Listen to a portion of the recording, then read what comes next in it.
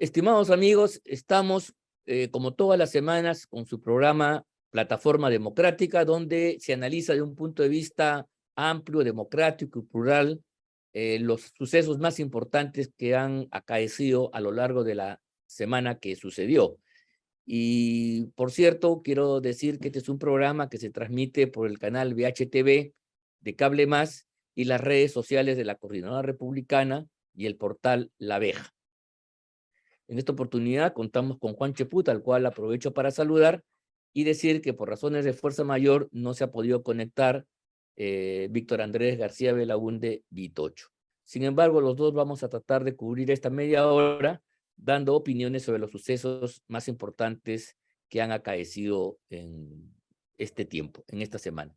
Bueno, creo que hay un hecho nuevo, Juan, si te parece, es el relativo a que la escena política que debería concitar los temas de interés del conjunto del país, se ha despolitizado en parte, se ha vaciado de contenido y se ha llenado de temas de naturaleza jurisdiccional. Las investigaciones fiscales, las decisiones que tiene que tomar el juez de garantías, que está viendo el caso de las detenciones preventivas, el debate que se da en los medios de comunicación donde una nueva especie de opinólogos, los penalistas, son los que han ganado la escena completamente, ¿no? Y donde se repiten pues una serie de conceptos. Está bien el penalista para que explique al país el procedimiento, pero lamentablemente tengo yo la sensación que a partir de un hecho que debería seguir su propio curso, precisamente en virtud de la separación de poderes y distinguiendo la política como un espacio más amplio donde los grandes problemas, los temas donde Castillo, su banda, su familia y familiares deberían seguir un curso y darle el respaldo institucional a la Fiscalía en la persona de Patricia Benavides, pero los parlamentarios, por ejemplo, tienen la tentación de opinar sobre si va a haber o no detención preventiva, dicen así, dicen asá, se basan, por ejemplo, como si fueran cosas ciertas. La Fiscalía ha hecho un organigrama que ha trascendido, pero eso es un borrador. Entonces, los borradores no pueden ser fuentes ni de explicaciones, menos jurídicas. Y entonces yo creo que la escena política se ha sobredimensionado de asuntos que deberían tener su propio curso y los actores políticos, en aras a la separación, garantizar que eso siga sus decisiones sin que pueda haber ningún tipo de influencia. Y esto es importante porque Castillo y toda su banda, a modo de defensa, quiere victimizarse y decir que hay pues un complot conspirativo, hay una actitud de darle un golpe de Estado y parte de ese armazón es la Fiscalía, cosa que es inaceptable, pero si los políticos, los parlamentarios, los que tienen que generar una opinión pública en la gente, se van a volver comentaristas de lo que hacen o no las decisiones, y finalmente la doctora Patricia, a la cual tiene todo mi respeto, se va a convertir en la vanguardia de la lucha democrática, sustituyendo a la ineptitud de quienes deben estar a la cabeza de este combate. Entonces creo que tenemos una suerte de trastocamiento. Y digo esto porque yo tengo la impresión de que si no logramos hacer esta separación y le damos a los temas judiciales, penales, el espacio propio, de modo tal que la decisión final sea impecable, no esté sometida a ninguna acusación, como en los tiempos de Vizcarra y de Sagasti, de politización de la justicia. Creo que esto es importante decirlo, por lo menos para construir un consenso ciudadano. Veíamos en unas encuestas pasadas cómo había en un sector de la ciudadanía una situación donde el rechazo, por ejemplo, a los actos de corrupción, a los temas judiciales, a sobre si Castillo delinquió, es delincuente o no, y el proceso en sí, digamos, las diferencias entre la aprobación y la desaprobación se reducen significativamente. Tú tienes la encuesta general de desaprobación de la gestión política, pasa el 70%, pero esta otra, con la justa, supera el 60%, y los que están en una posición contraria llegan al 40%. Y si tú le sumas ahí el porcentaje de 10%, un poco más, un poco menos, de que no saben, no opina, entonces es una opinión que no respalda. Entonces hay casi un empate en temas que, y como dijimos la vez pasada, esto deja los asuntos que a la gente le importan, el desamparo, el hecho de que no haya políticas todavía claras para combatir la inflación, para poder darle seguridad, para que se reactive la vida económica del país, que mejoren los ingresos. Estos son temas que movilizan a la gente. Finalmente, el hambre es el gran movilizador. Siempre se ha dicho, en todos los procesos revolucionarios, el factor hambre ha sido el factor eje determinante. Pero este factor ahora como que aparece en segundo plano y los temas de corrupción, los temas judiciales lo desplazan. ¿Qué te parece a ti? ¿Esto es así? ¿Es una impresión que tengo yo solamente o crees tú que por ahí hay algo importante que se pueda mencionar? No, es una reflexión compartida, ¿no? Yo estoy de acuerdo con lo que tú has señalado en este preámbulo, en esta inducción al tema, y no veo yo, la verdad, visos de solución con este Parlamento. En el caso específico de la lucha, la pugna que hay entre un ministerio público y un sistema de justicia que está investigando al jefe constitucional del Poder Ejecutivo, es obvio que el Poder Legislativo tendría que ser de fiel de la balanza, tendría que ser el fiel de la balanza Claro. dentro de esta dimensión constitucional de los poderes cruzados, ¿no? De la balanza de poderes. Pero vemos que lamentablemente los parlamentarios toman partido descalificando, atacando, ya no piden que se cumpla el Estado de Derecho ni el debido proceso, sino de frente se lanzan a descalificar a la fiscal de la Nación. Han presentado inclusive una denuncia constitucional absurda desde mi punto de vista, pues todos los elementos que ellos consideran inconstitucionales están dentro de las funciones de la fiscal, pero lo que generan, pues, es esta sensación de desorden generalizado y de destrucción de la institucionalidad. Por otro lado, los congresistas que se mantienen en las filas de la oposición, entre comillas, fungen de comentaristas, no fungen de actores Son de poder. comentaristas. Sí, sí. Son comentaristas, hasta escriben en El Comercio ahora, ¿no? Señalando, opinando hoy día leí al congresista Anderson, por curiosidad, ¿no? En El Comercio, donde dice, el gran problema es la fiscalización. Y yo me pregunto, ¿él fiscaliza?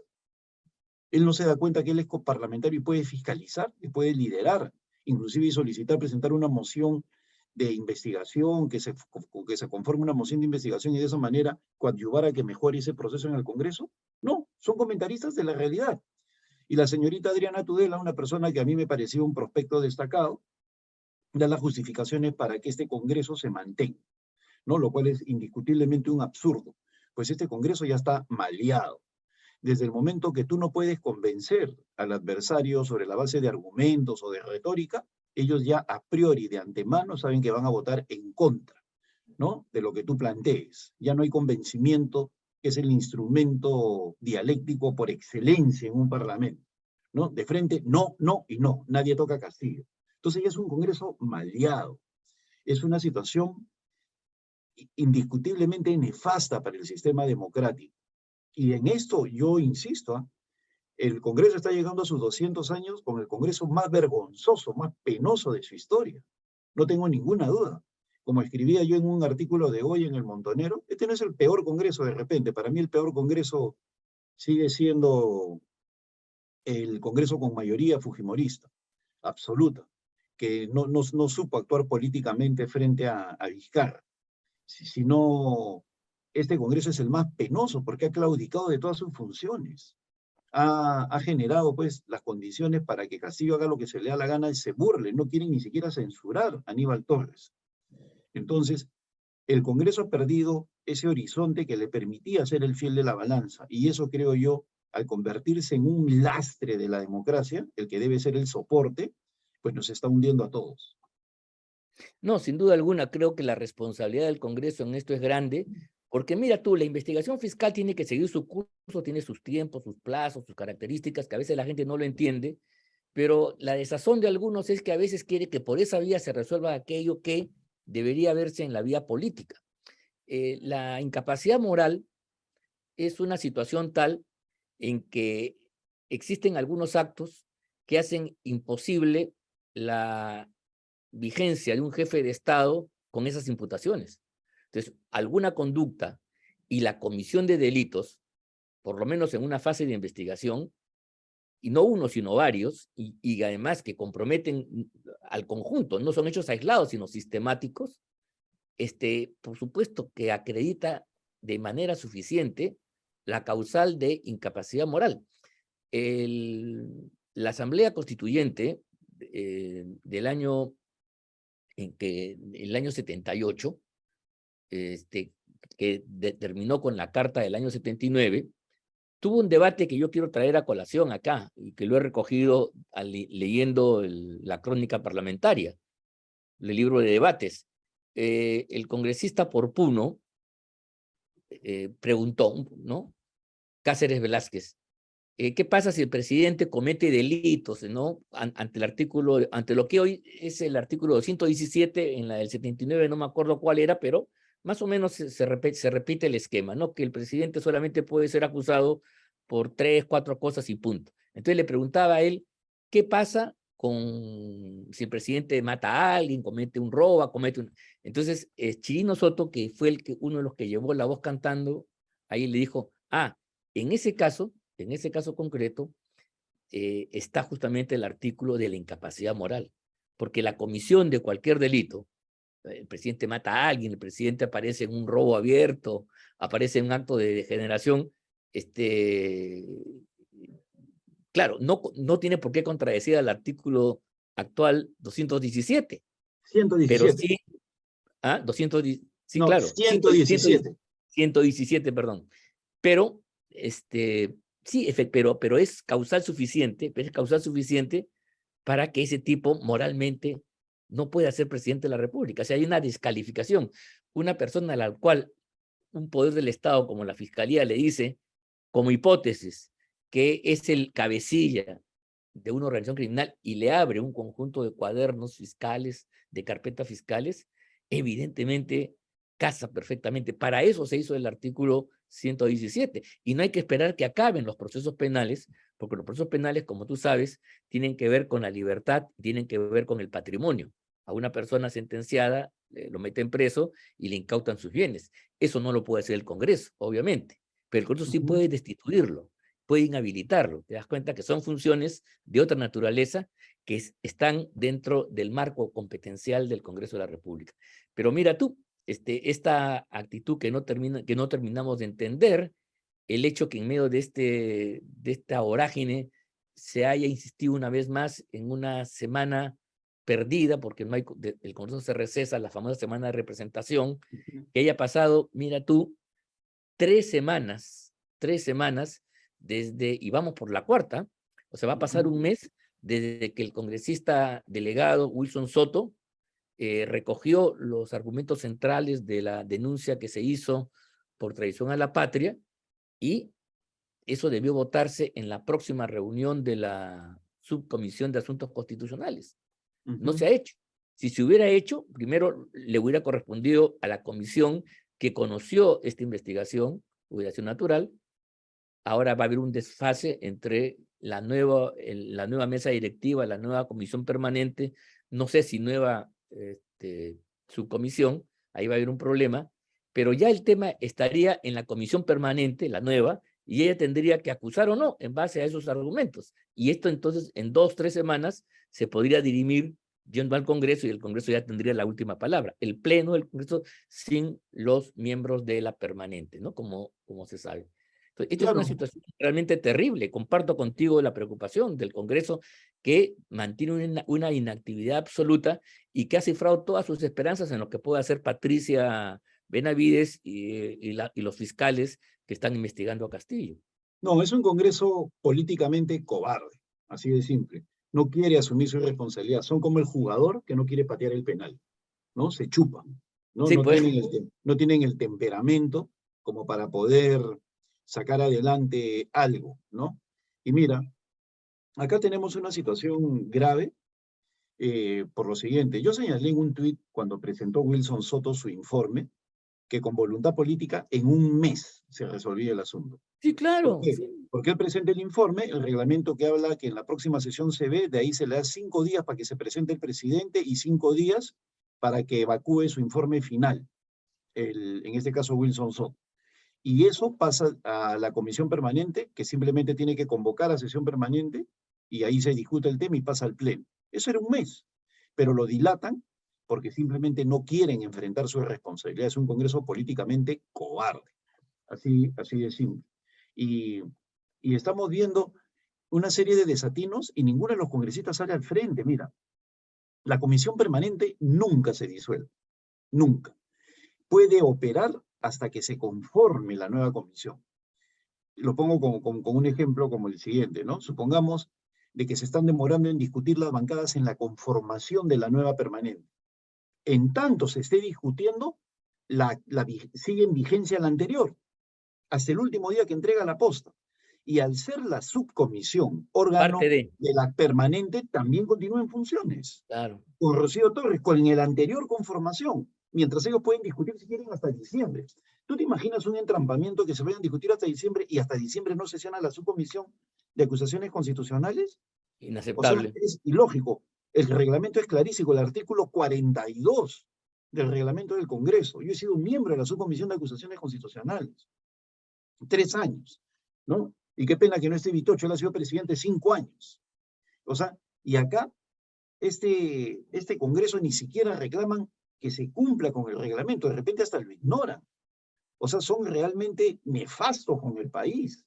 Y mira, lo que tú señalabas en relación al proceso judicial del presidente y lo que había dicho Luis Cáceres Velázquez en el 78, Roger Cáceres, no sé, uno de los dos, creo Sí. que Roger, el Roger Cáceres. Roger, ¿no? Y allí, mira, el proceso político es mucho más eficaz y eficiente para despojar del poder que el proceso jurisdiccional, que el proceso jurídico, ¿no? Imagínate tú, pues, a un presidente que todos los días timbee en la calle, no es un delito, que miccione junto al auto, no es un delito, que Claro. maltrate a su familia, no es un delito, pero es indigno de ejercer la función de presidente de la República. Entonces, para evitar de que ese señor manche y deshonre a la nación, está el juicio político, lo sacas. ¿Me entiendes? Entonces, Claro. acá estos señores están esperando, ¿no? que el fiscal se pronuncie, ¿no? Haciéndole un tremendo daño al país. Mira, yo no he visto nunca en mi vida que un ministro de Economía le diga al presidente, la última, por si acaso, la última que te aguanto. O sea, mira el nivel que se ha llegado, que Kurt Burneo o Perico de los Palotes, quien sea, le advierte al presidente, oye, cuidadito, ¿eh? Una más y me voy. ¿Qué es eso? O sea, ya no le tiene respeto nadie, absolutamente nadie. Y vuelvo a repetir, quienes tienen la posibilidad de sacarlo ya y no lo hacen son los congresistas. Y Claro. lamentablemente están en un papel penoso, vergonzoso, que ha llevado al país a esta cima realmente lamentable, ¿no? Cima moral, política, institucional. Sí, pues, ahora, claro, una explicación es la cobardía, pero también hay un consenso explícito, implícito, perdón, un consenso implícito que significa lo siguiente. Por ejemplo, el consenso es que ambos poderes están haciendo un esfuerzo especial para no sucumbir y permanecer a cualquier costa. Una demostración es el caso de Torres. Torres, a pesar que ya quiere irse, y yo la verdad que creo que debe estar cansado ya hasta por la edad, no lo dejan irse porque eso llevaría a que se dé una situación de debilidad, de tensión con el Congreso, al tener que darle el nuevo voto de confianza al quien sea nuevamente primer ministro. ¿Te das cuenta? Entonces mejor no se da. Pero el Congreso hace lo suyo. Tampoco quiere interpelar a Torres. Y en la sesión de la semana pasada realmente resulta increíble que se lo invite. ¿Se lo invite para qué? Porque él en realidad ahí se paseó, como habíamos visto, creo, habló de cosas generales, de que todos nos excedemos, todos estamos un poco tensos, fastidiados, y sacó ejemplo de ellos también de los congresistas, ¿no? Entonces, una invitación que no tiene ningún remate, ni más ni menos del presidente del Consejo de Ministros, que se supone ha hecho un acto de apología a la violencia, al incentivar el cierre del Congreso, llamando a las multitudes y a los ronderos que traigan gente para eso. Eso que es un hecho grave y que el Congreso así lo ha sentido, porque si no lo hubiera sentido, si lo hubiera tomado como un dato más, no tendría por qué llamarlo, pero lo llama porque considera que es importante.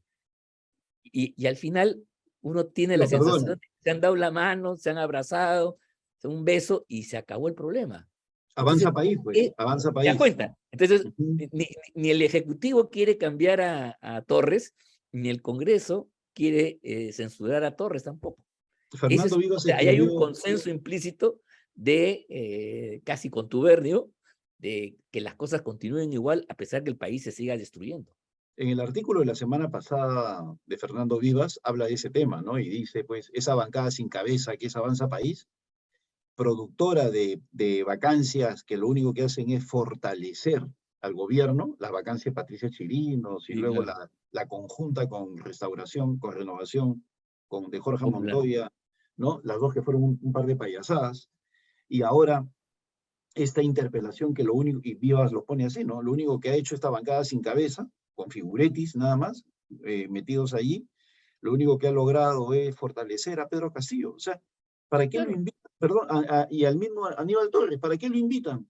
Se burló en el Congreso nuevamente, los invitó a que lo censuraran nuevamente, y ni Sí, siquiera presentan la moción de censura, ni siquiera la presentan, o sea, es penoso. Y lo que tú señalas de esta relación entre el Poder Ejecutivo, este mutuo consenso, bueno, es una claro. redundancia, este consenso entre el Ejecutivo y el Legislativo, me recuerda un libro del gran historiador francés Max Gallo, ¿no? Max Gallo, Sí, claro, sí. El Pacto Diabólico, ¿no? Ah, Entre Stalin y Hitler, ¿no? Cada uno hacía sus barbaridades por su lado en y su no se sitio. tocaban ellos para mantener una paz ficticia. Uno masacraba a los soldados finlandeses, el otro se arrasaba con los judíos, etcétera, etcétera, hasta que uno de los dos se traicionó al otro. Lo mismo va a pasar acá. Cada uno se soporta sus majaderías en este pacto diabólico hasta que uno termine devorando al otro, que yo creo que va a ser, una vez que se fortalezca Pedro Castillo, va a disolver el Congreso y las ansias de quedarse hasta el 2026 se van a evaporar con este Congreso, con el gran daño a la nación que le van a hacer de instaurar una dictadura ya con todas sus palabras, con todas sus letras.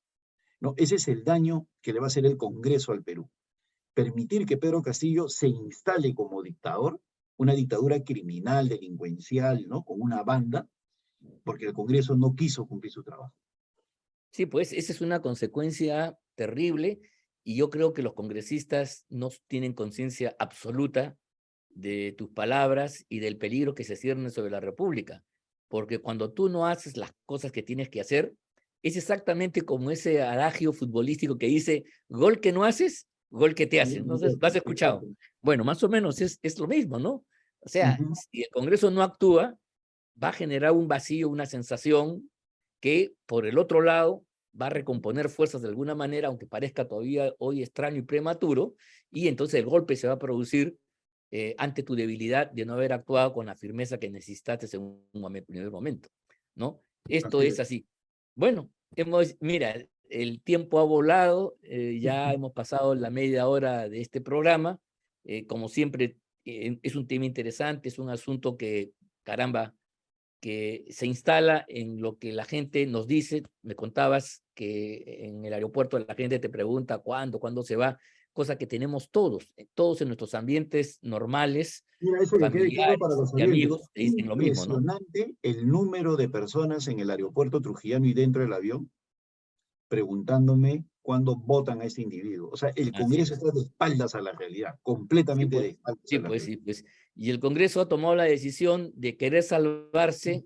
Claro, quiere que se vaya Castillo de boca para afuera, pero en esa ecuación es fatal, porque justamente hace que la forma de verdad para que caiga Castillo a veces implica sacrificios, como en el ajedrez, ¿no? Tú Ujú, sacrificas una pieza para producir el mate. Igual acá. Entonces aquí se quiere liquidar a Castillo, entre comillas, sin ningún ujú. costo. Y en el fondo eso es una política de aval, es una política de contemplación, es una política cómplice con otro nombre. Quizás no sea la intención de los congresistas para que ninguno que nos escucha pensemos que estamos en una cosa exagerada, pero sí, cuando uno no actúa y deja pasar, está consintiendo y en consecuencia los resultados los vamos a ver en algún momento, ¿no? Así Bueno, es.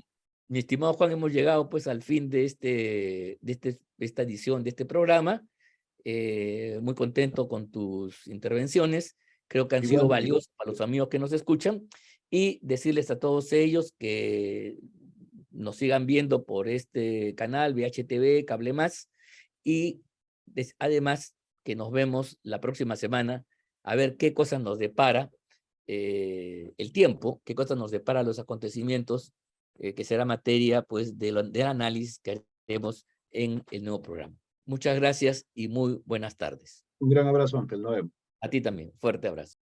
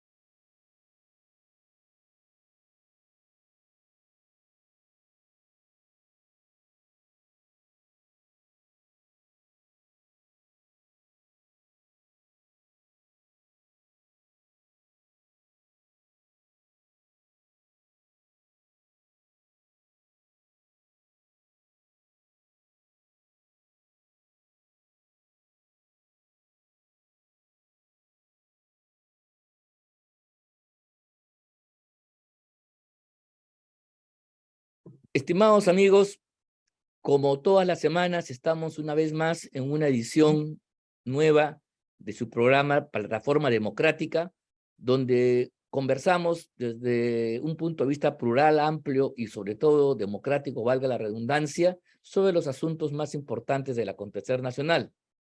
En esta oportunidad, por razones de fuerza mayor, no nos acompaña Víctor Andrés García Belaúnde Vitocho, pero tenemos la grata compañía de Juan Cheput, al cual aprovecho para saludar y decirles a todos ustedes, recordando que este es un programa que se transmite por el canal VHTV de Cable Más y las redes sociales de la Coordinadora Republicana y del portal La Abeja. Bien, esta semana tiene un poco de todo, pero en alguna medida es continuación de lo que ha acontecido ya días atrás. Pero hay un hecho que yo quisiera reflexionar contigo. A propósito de la marcha del Magisterio Nacional para defender su autonomía, y en este caso la derrama magisterial, que es un sistema de autoayuda propio de ellos, donde no hay ningún tipo de intervención estatal, pero que el gobierno tiene un interés desmedido, yo quería reflexionar sobre lo siguiente. Cualquier gobierno normal que está acosado por los problemas que está, por la crisis que no resuelve, los problemas que ocupan a la cúpula presidencial, acusada de actos de corrupción, etcétera. En esta vorágine de problemas, que el gobierno, a través del Ministerio de Educación, insista en abrir un nuevo foco de confrontación con el Magisterio Nacional, con el SUTE, sabiendo la belicosidad, la combatividad de este sector, que le abre un espacio de mayor aislamiento, pero que persistan en eso, creo que debieras hacer nosotros reflexionar sobre los objetivos de fondo que este proyecto político que Castillo mal representa, pero que Castillo, en tanto presidente de la República, digamos, cobija este proyecto del radicalismo que alguna vez lo han conversado y que para algunos no ha logrado madurar ni salir al frente porque su propuesta más importante, una asamblea constituyente, por de pronto ha quedado paralizada, ha quedado ahí atenuada. Pero, por ejemplo, hay algunos temas en los cuales sí, digamos, este gobierno, de su punto de vista, puede tener éxito. Por ejemplo, uno de ellos es el siguiente. Apenas ingresó el gobierno, el ministro Maravilla, entonces vinculado a Sendero Luminoso de tiempo atrás, ¿no? Reconoce al sindicato vinculado a CONAR y a Sendero Luminoso. ¿no? Y durante todo este tiempo, el Ministerio de Educación, ganado por gente infiltrada de ellos, ha ido haciendo una política para priorizar la representación de FENATE en contra del Magisterio Nacional. Y meses después, un atentado para intervenir y finalmente destruir esta caja de apoyo mutuo que se llama la derrama magisterial, que viene funcionando bien, y esto inclusive por opiniones de la Contraloría, incluso gente del sector privado que dice que es una institución que se desarrolla dentro de los marcos de la eficiencia empresarial, etcétera, etcétera. Entonces, yo pregunto, ¿qué ganas de abrirse un frente? Pero entonces yo me hago la siguiente reflexión y al mismo tiempo la pregunta. Hay algunos aspectos de la realidad que justamente por estar focalizado únicamente en la escena oficial, y la escena oficial es Palacio de Gobierno, es el Parlamento y ahora el Poder Judicial y la Fiscalía, ¿no? No estamos percibiendo con toda claridad. Por ejemplo, ¿qué cosa ha sido, pregunto yo, de las políticas en relación a la coca, ¿no? La decisión de no erradicar el trato con los cocaleros? Alguna vez el señor encargado de Devida, Soberón, hizo algunos anuncios que preocuparon, pero después ese es un tema que ha pasado a segundo y tercer plano. ¿Qué pasa con los prefectos, ¿no? Que nombrados por el Ministerio del Interior, que deben estar actuando en sus respectivas localidades en cierto sentido? ¿Qué pasa con la minería informal y estos ataques a las empresas mineras constituidas? ¿Y qué está pasando finalmente con el magisterio? Entonces, lo que yo quiero decir es lo siguiente, que mientras a veces nos deslumbra la escena y el espectáculo lamentable que genera esta gente y la prensa está ahí concentrada, no estamos nosotros evaluando los otros aspectos donde ellos sí podrían demostrar determinados avances. O sea, la gente que está detrás del proyecto, radical, comunista, como le querramos llamar, ellos saben perfectamente que Castillo tiene límites, eso no lo pueden ocultar, no son tan tontos, pero saben que Castillo es una especie de paraguas que les permite ganar tiempo para hacer lo que no podrían haber hecho en otras circunstancias, que es ganar posiciones y acumular fuerzas en algunos sectores que son considerados estratégicos.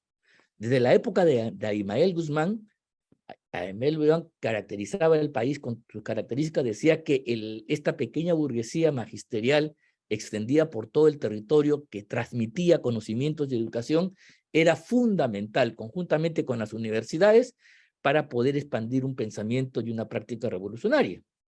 Entonces, en esa estrategia es la única que puede explicar por qué esa tosudez, esa tenacidad, esa insistencia en seguir ahí hurgando, rompiendo la pita en el lado magisterial, a sabiendas que le abre un nuevo foco de conflicto, como el que vimos el día de ayer, donde inclusive el secretario general del magisterio ha sido apaleado por la policía, vio violencia, qué sé yo. Pero entonces, la pregunta es la siguiente. Hay otra agenda, hay otros sucesos que están fuera de esta escena política marcada por una supine ineficiencia gubernamental y los actos de corrupción que ha hecho que la política se judicialice y finalmente lo jurídico termine ahogando y desplazando lo político. Y eso es lo que nosotros estamos viendo fundamentalmente, o hay otras cosas que están transcurriendo y que no se ven y que podría explicar esta obsesión por parte de este gobierno y alguna gente de este gobierno en, por ejemplo, en insistir en estos asuntos como la captura del magisterio, más allá de los costos políticos que esto pueda significarle. Ese es un poco el tema que yo quería reflexionar contigo. No sé qué te parece a ti. Bueno, me parece pertinente, ¿no? Porque como sabemos, estimado Ángel, Patria Roja, que era el partido que lideraba la gestión en la derrama magisterial, no solamente ha demostrado ser un partido organizado, un partido gremial, sino que ha administrado los fondos de los profesores con bastante éxito. Sí, Eso es notorio el fondo editorial de la derrama, es notorio la forma como desarrollan actividades en su local, moderno, dicho sea de paso, y con un auditorio estupendo. Es notorio los programas de capacitación que dan a los profesores, así como es notorio la forma como a lo largo y ancho del país se han convertido en un soporte económico para una profesión no tan bien pagada. Entonces, si estamos hablando de un monto de 6.000 millones de soles que habría en los recursos de la derrama magisterial, pues es obvio que el gobierno lo ve como un botín, lo ve como una forma de tomar posición en un sector que no ha controlado y que históricamente ha estado ligada a la izquierda radical y ahora la ha perdido. Que como tú bien señalas, que el primer ministro Maraví de este gobierno, la primera acción que hace el primer día es darle carácter legal al sindicato de la competencia del SUTEP, demuestra cuál era la La intención prioridad. verdadera, ¿no?, de estos señores. Claro. Fraccionar al SUTEP, dejar de lado esta hegemonía de Patria Roja, que la tome más bien este grupo Senate, y por otro lado, el segundo paso era darle el soporte económico que históricamente ha tenido Patria Roja, quitándole los fondos de la derrama magisterial. A tal punto ha llegado la avidez, las ganas de tomar por asalto estos fondos, porque hay que verlo así, un afán crematístico, no es un afán noble ni que tiene que ver con una mejor gestión, sino es un afán de apoderarse de los fondos, es la forma como han reaccionado respecto a los reclamos. Los han insultado, los han ninguneado, los han agredido, y hemos visto la reacción policial, o sea, los ven como enemigos. Aquellos que colaboraron activamente en el triunfo de Pedro Castillo, Así pues no es. olvidemos que este utilizó como base política al ejército de profesores que hay a lo largo y ancho del país. Cierto. Entonces, si este individuo es capaz de traicionar a su gremio, de llevarlo al ala radical, de estar detrás de estos fondos, ¿qué estará haciendo con otros recursos que los tiene a la mano, como los de vivienda y transportes y comunicaciones o agricultura? Por poner un ejemplo. Entonces, acá ellos están viendo inclusive la forma como financiarse después de su paso por el gobierno, en el supuesto acabe rápidamente. Ya lo ven como un mecanismo, así como los caviares cuando están en el poder, Claro. potencian sus ONGs y luego se Se nutren de repliegan. ellas, se repliegan a sus ONGs ganando sueldos mejores que los de parlamentarios, como estamos viendo ahorita tanto sinvergüenza metido allí. Igualito sucede con estos señores que quieren vivir luego de un recurso fácil ya captado, ya gestionado por otros, para que de esa manera puedan seguir teniendo vigencia política sobre la base de algo que es muy necesario en materia del activismo, ¿no? El recurso económico, que ellos lo tienen. Recursos económicos los dan los organismos internacionales, las internacionales socialistas, etcétera, etcétera. Hay fundaciones en el mundo que dan recursos económicos para que los partidos sobrevivan. El propio gobierno garantiza una dote a los partidos que tienen representación parlamentaria. Entonces, como estos todavía no la tienen y necesitan de ello, pues han visto de manera simplona tomar por asalto los fondos de la derrama magisterial. Sí, sin duda alguna. Y claro, es el afán fenicio en lo inmediato, la avidez de captar, de enriquecerse, pero también yo veo una visión estratégica, que es la de la captura de este sector social, que es muy importante para una política de poder de un punto de vista radical. Tener el magisterio de su lado, conjuntamente con algunos sectores del campo, de la minería, de la informalidad, seguramente debe ser parte de un proyecto de ellos de ir construyendo bases de apoyo, ¿no? Acumular fuerzas, como se dice, en una etapa de transición. Ellos conciben de que, claro, no han llegado al gobierno, más aún Castillo no les ha resultado como pensaron, pero sin embargo es una etapa en la cual tienen que aprovechar y van contra el tiempo para hacerse fuertes en determinados sectores. Y una vez que termine esto, ellos tener ahí las palancas que los catapulten hacia adelante en una segunda y nueva ofensiva.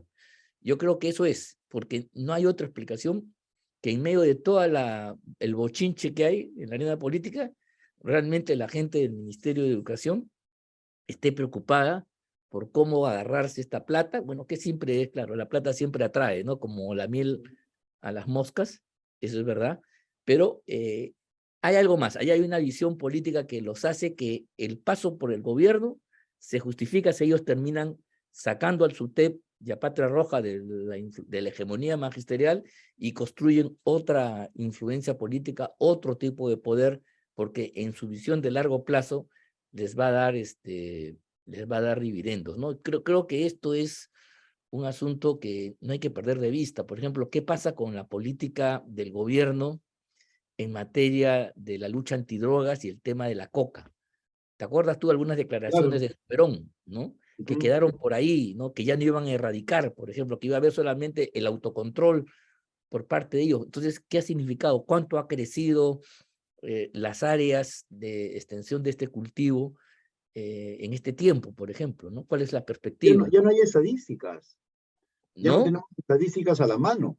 O sea, es una cuestión realmente grave, ¿no? Como tampoco nosotros podemos determinar cuánto está costando al país el experimento de la refinería de Talara, ¿no? Y así podríamos mencionar varias cosas, pero volviendo al tema de la coca, lo más grave, como decía en su oportunidad Fernando Rospigliosi, es que ya no tenemos ni siquiera estadísticas confiables. Entonces, se está preparando el terreno para que estos grupos radicales puedan gozar de un financiamiento proveniente de sus oscuros negocios. Mira, en estos momentos, Madre de Dios y Puno están tomados por la informalidad. En el caso de Madre de Dios, estamos hablando de la tala ilegal, de la minería ilegal, de la trata de personas, ¿no? Solamente como tres elementos, y el narcotráfico, ¿no? En menor escala, pero también presente. Y en el caso de Puno, el contrabando y la minería ilegal. O sea, son fuerzas, son poderes fácticos, porque la informalidad en el Perú ha adquirido características de poder fáctico, porque influyen en el poder sin haber sido elegidos por nadie, pero tienen influencia en el acontecer nacional. Entonces, estos poderes fácticos ya están consolidándose. Han votado a la policía, en el caso de Madre de Dios, de una redada para buscar a gente secuestrada. O sea, simplemente el Estado no tiene presencia en los lugares controlados por esos poderes. Y eso se ha agudizado con Pedro Castillo. Está peor que nunca con Pedro Castillo. Ha llegado a extremos de un Estado dentro de otro Estado con Pedro Castillo. Mm. Entonces, la situación realmente es grave, ¿no? A ver, yo te quiero poner inclusive un escenario más grande y más problemático. Lo mismo hizo Evo Morales. La estrategia de Evo Morales es darle un nuevo peso, no al campesinado de las alturas que ha hecho Aymara, sino al de la zona del oriente, la media luna que está justamente en la parte oriental de Bolivia y donde ahí se cultiva coca. Él mismo fue un dirigente cocalero. Eso es lo que se ha potenciado en esta última etapa. Y esa es un poco la base del poder social y de repente económico también de este proyecto de Evo Morales, que le ha dado algunos resultados en Bolivia. Y si eso se expande, y vista la cercanía que tenemos con este país, en la zona sur del país, Madre de Dios, etcétera, entonces la situación, mira tú, es más que complicada, porque se estarían tejiendo determinadas redes, determinados corredores, vasos comunicantes, donde el desarrollo económico de esta economía informal, pero también mafiosa en última instancia, sustentada en el narcotráfico y en un cultivo de la coca que permite este tipo de actividades, podría perfectamente ser potenciado dentro de una estrategia geopolítica que yo quisiera, en fin, plantear. Por supuesto, Pero todo mira, esto es hipotético, pero ahí está planteadas las cosas, porque más o menos lo que está pasando acá es lo que en su tiempo, desde el año 2005, 2006, el señor Morales planteó para Bolivia con bastante éxito, ¿no? claro, mira, el occidente boliviano, o sea, la frontera con el Perú, formado por las regiones de Pando, Potosí, Cochabamba, ¿no? Y La Paz, ¿no? Sí. Los que están pegados acá al, Esa a cordillera, pues, ¿no? la cordillera, son zonas cocaleras. Ellos las enfrentaron contra la zona oriental, o sea, la zona de Santa Cruz. O sea, polarizaron el país inclusive a ese nivel, ¿no? Y no nos olvidemos que en el caso específico de este enfrentamiento, casi llegan a invadir Santa Cruz las fuerzas cocaleras en respaldo de Evo Morales. Cuando Evo Morales es expulsado o huye del país bajo la figura del exilio, que luego es acogido por Andrés Manuel López Obrador hace poco, y cuya gestora está presa ahora, ¿no? La ex presidenta interina de Bolivia, Jenny Áñez. sí, Jenny Áñez, eh, las Fuerzas Armadas dicen esto no puede continuar así, el señor tiene que dejar la presidencia porque ha habido fraude, ¿no? ¿Qué es lo que sucedió? Los grandes movimientos campesinos que se iban contra Santa Cruz. O sea, si no hubiera intervenido las Fuerzas Armadas, iba a haber una suerte de conflicto civil, no llamarlo guerra, pero sí un conflicto civil de grandes proporciones. Acá no se llega a la dimensión de dependencia de la coca en términos de campesinado, Obvio, y, obvio. ¿no? Porque está más tecnificado, está metido el narcotráfico de otra manera, inclusive, si comparamos los territorios de cultivo y la forma del aislamiento geográfico de Bolivia en relación al Perú, mucho más rentable es cultivar en el Perú, por lo tanto los narcos prefieren la selva peruana que la cordillera boliviana, ¿no? Hasta por cuestiones logísticos, o sea, no hay esa gran cantidad de personas ni de dependencia de familias. Acá, obviamente, él está buscando esas fuerzas vivas, ¿en dónde? En un sector radical del magisterio y obviamente en todas las fuerzas informales, que se han incrementado. 1,5 millones más de informales hay en solo un año de gobierno, ¿no? Entonces, es allí donde este individuo de repente, en ese libertinaje que le está otorgando a estas familias que dependen del contrabando, del tráfico de personas, del tráfico de órganos, de la minería ilegal y todas esas cosas, que el sur ha subido su popularidad en el sur, porque Claro, obviamente los está dejando hacer lo que se le da la gana. claro. Y, y por otro lado, la ausencia de respuesta política. Mira, yo le comenté esto a unos chicos de un portal y ellos lo pusieron como un editorial. Y acá está claro, me preguntan ellos, ¿por qué está subiendo este señor Castillo? Y yo, porque está haciendo política, no gusta, no está haciendo política, Claro, claro, claro. ¿no? Se pasea por todo el Perú con su Consejo de Ministros, emplaza, difama, insulta, grita, ¿no? Y al Tiene un frente, discurso consistente. Dale, dale, dale, dale. un solo mensaje. Y Un al solo frente, mensaje, claro. y al Olvídate el frente, contenido. Es un solo así es, mensaje que martillea día a día. Martillea. Entonces, y al frente no hay nadie. Al frente no hay nadie. Absolutamente nadie. Tenemos, mira, tú, Ángel Delgado, yo que tenemos una presencia mediática nacional y salimos con nuestros esfuerzos todos los días, no somos parlamentarios, pues.